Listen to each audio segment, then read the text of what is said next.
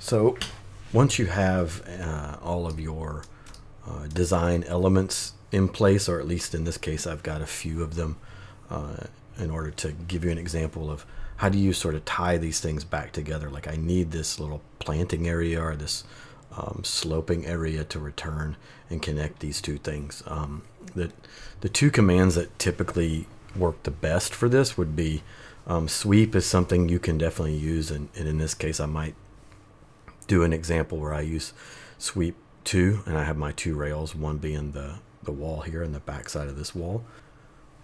And the other command is edge curves, and edge curves is just going to rely on having somewhere 2, 3 to 4 edges. And so a lot of times we have these gaps, and the gaps don't always model so easily as one piece. And so I'm already looking at this is pretty straightforward geometry here. This gets a little bit kind of crazy with the way this is sticking out. Also, just kind of going from curves to straight sections can be kind of challenging. So I can already see that I really want to model this and then model this half.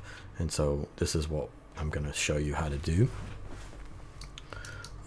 We'll start, typically when you're doing these models, you'll have some kind of line work already available to you with regards to the model. I have a little bit of plan line work that I think I'm gonna probably turn off. Let's see here, and then it's not the worst thing to have in place in case I need to snap to something or whatever, so I might toggle it. But I'm going to try to set this up with just some guides, and keep in mind that this area is in the way I'm perceiving it, it's a planted area, so it's a slope. It's a slope returning to the edge from this to this.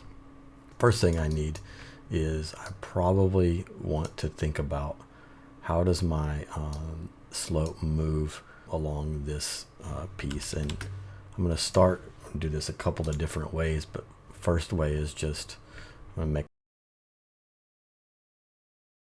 a flat line, so it'll just sit at the edge of this wall and the edge of this wall. My second go around I'll actually lower this down, but I kind of just want to show you how it works. And then for now also I'm going to use the bottom of this geometry here, and then what I'm going to look at is taking a midpoint and snapping to that. So all of these are just polylines, and then go ahead and make sure that intersects. This is pretty straightforward. What I might do is join these two together, and I'll do sweep first, and then I'll do edge curve, and you'll see they're pretty much the same result. Let's do S2, so sweep 2, and my two rails will be that curve, and for some reason it's not letting me do that, probably because it's locked, so I have to unlock it and use that extrusion edge, and then I hit my two sweep shapes, enter, and you can see I don't need to maintain height on this or anything like that. I think it does okay right here. It's just moving it around that, giving it a kind of circular shape, which is pretty good. If I'll turn this off and now do the other option, which is edge surface from edge curves, and so here's my 1, 2, 3, and notice these are two lines, but you can always combine. The fact that these two are so similar, it's not going to affect the geometry any, and so I think that I actually can just go ahead and use, so it even just trims that up for you. It doesn't even care. You don't have to reproduce that geometry, and you get that condition. These look remarkably similar, so either and when you see this kind of effect happening on the model, that it's on top of each other, so it's almost exactly the same. It's pulling away a little bit here. So really it doesn't really matter, I don't think, which one you use for something like this, but I kind of tend to advocate for edge as being a sort of catch-all for doing things. And one thing to also note is every time I make something like this, I try to look at like what's happening with what's happening with the render, and am I seeing any folds or anything like that. And that seems to be a pretty straightforward type of surface, so kind of happy with it. The only thing I'm not a fan of is that I do think that typically you will have you'll return grade to a little bit below the surface of this seat wall. I mean, imagine there's a mulch and it washes and it's just going to wash on top of the seat. So you typically won't see that happen. You'll have some kind of couple inches edge here. So what I'll do is go ahead and make the geometry to suit that. The first piece of business is to use the command dupe edge, and so I'll duplicate this edge and hit enter, and now I have unfortunately I probably put it on the wrong layer. Let's make sure I get it on my guides layer. And then what I want to do is move it, and I'm using just grab the end of it coming down this direction, but I want to move it 0.25 feet, and that gives me, I didn't copy it, I just went ahead and moved it because I know I don't want it there. And I'm going to hold with this same line, and you can see this will drop a little bit. And maybe what I'll do, I'm kind of seeing the future of what may happen, so I'm actually going to go ahead and move this to the midpoint and just have that hit that. And then let's look at moving this, and I'm just grabbing the points, and you see it's too high here, but what happens when we go here? And I'm trying to intersect because that's along this surface or this face. So be careful with these kind of things. I'm in ghosted because I really want to be able to see it, but when you're in ghosted you have to be really careful about not accidentally snapping to something else. If you wanted to trim this out, you could, but it's not necessary. So I have here basically a straight line, and if you wanted to curve this, I think we'll do this later as well. Let me go and move this down real quick, and notice that my snap is perpendicular intersect, so I know that I'm going straight down from the point above. And if we wanted to, this will give us what we want in terms of a straight line around it. If we wanted to kind of curve it, bulge it in the middle, or sink it in the middle, here is the command that I recommend. We'll type rebuild, and what we can look at is I've already chosen this line, and point count is 2 existing. There's the point on the end, or the 2 end points are the point count. Now it's putting 20 points in here, which is definitely overkill for what I want. All I want to do is look at 3 points, which is really going to give me one in the center. And then I hit preview, and there it is. Hit OK, and you can see it's giving me this 1 point. And what I do at that point, again, you could raise it up and give it a bulge upward, or I could go down with it a little bit, and be careful about, I'm turning off O snaps because I don't want O snaps to show up there. So this will kind of create a little indentation, and I'll go the same with this one, except because these are 2 lines, I'm going to explode this. Oops. Hit X, and then I'm going to move this up to that point, and then go ahead and move this up to that point. And now I'll look at this as a rebuild.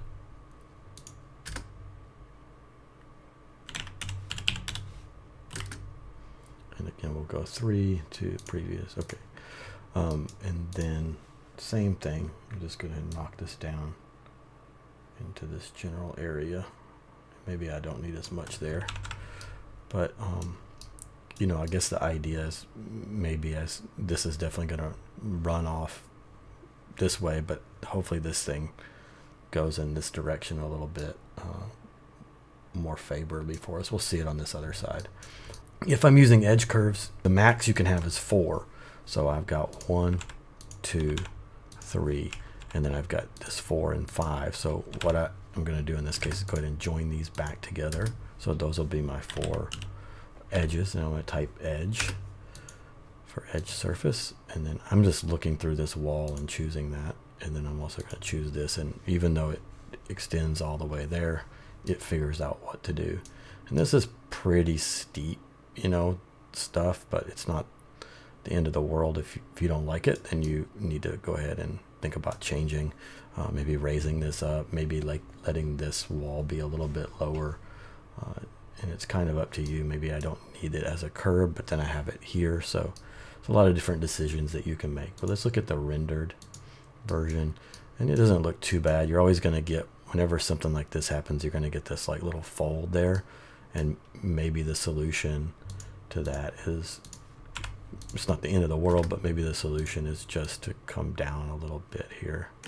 And I'm going to try to do this without doing any snaps. I'm just going to hold shift down and be in this side, so I know it'll come like actually planar and straight down. So probably because this is such an angle, you're still going to see that little ridge there, which is like I said, it's no big deal. Edge. Okay, and one of the reasons why it's really not much of a big deal is you think about, what is this in the model? This is the surface of sort of some mulch, which will probably have plants on top, so you'll never really see that geometry. That got a little bit better actually, just visually, but unless it's something that's really important, you don't really have to worry about that. So it's just a point that I wanted to make, that maybe loosening that up will take away that sharp edge a little bit. So let's do the other side, and what I'm thinking is that I'm going to pretend like this thing isn't going to hold this height. It's actually going to come down here to meet this grade. And so what I'll do is go ahead and I'm going to use my snaps here to get it all the way down. Now you can see, especially, you can see how much of an arc and much of a bend that is. So part of me feels like I need to go ahead and bring this straight down too. And this is where you got to really watch your gotta really watch where you're going. So I actually like to keep an eye on things in perspective, but make sure I'm staying planar by using the front view. And you notice how this bulges out. This is starting to come down nicely here. Let me do that a little bit more. But then with this bulge, I'm probably going to go ahead and just see what's happening in the left screen. Things are going crazy. But when I come over here, get back into this view, things sort of work out okay. And what I'm looking at is that is a pretty smooth transition. If you wanted to pull a little bit more, you may end up having to rebuild and take this point down. And for now, I'm just going to leave it and let all that transition happen here. Now, because I'm saying that we should be doing everything in sections, I'm sort of thinking about, I'm just going from the edge of this to the edge of this. I would presumably deal with the rest of this model separately. But let me go ahead and do a polyline to get back up to the edge of that. And again, this feels a little bit sort of rigid, so I'm going to rebuild to 3, hit OK, and then I will find that. And this is one of those where this is the better view to use. And I'm just going to drop that down a wee bit. And then so this would be one of my edges. This is my second edge. Go polyline here. And then I'm going to see if I can't go ahead and go to this point and then basically get out of my polyline command to make, actually I'll just I'll take that curve and then explode it so that I can just get that one as my 4. So right now I'm saying I'm going to use 1, 2 with this right angle, 3, and then 4. So edge.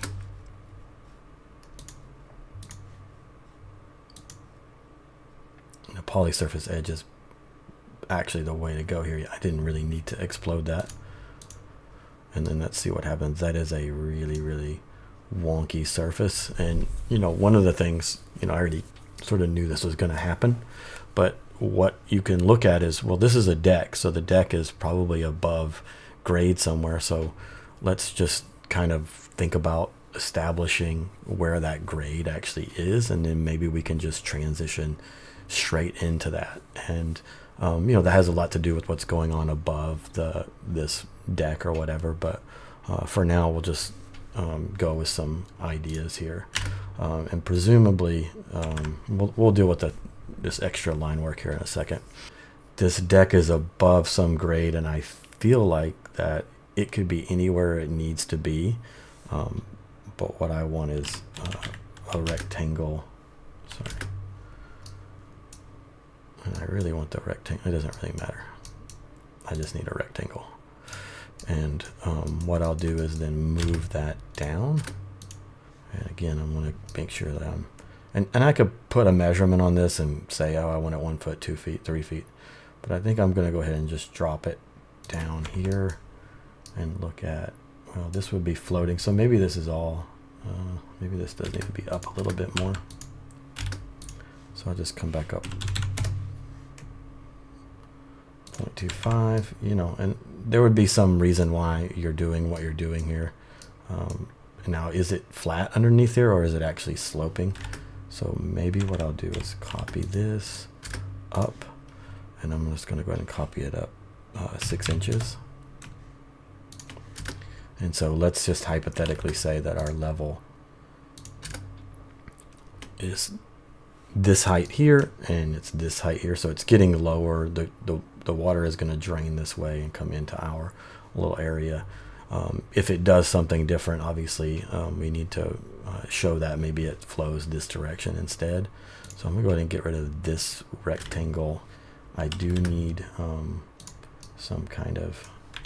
I'm going to go ahead and explode this. So I don't need this. If this is my height up here, then I'll go ahead and set that. And then we'll just keep going with that. So I have some kind of rectangular geometry, and this is what I'm saying is actually happening to the ground level. If you wanted to, you could go ahead and put a surface. I'm using a 4 corner point surface on here, so you can see, okay, this is what that does. You know, maybe that means this doesn't need to be quite as high. That's still kind of awkward there for me. So let's switch that around a little bit. This is the part I didn't really like about what I was doing. And maybe go ahead and let this just come into there. So now it sort of conforms a little bit better with the geometry of the deck.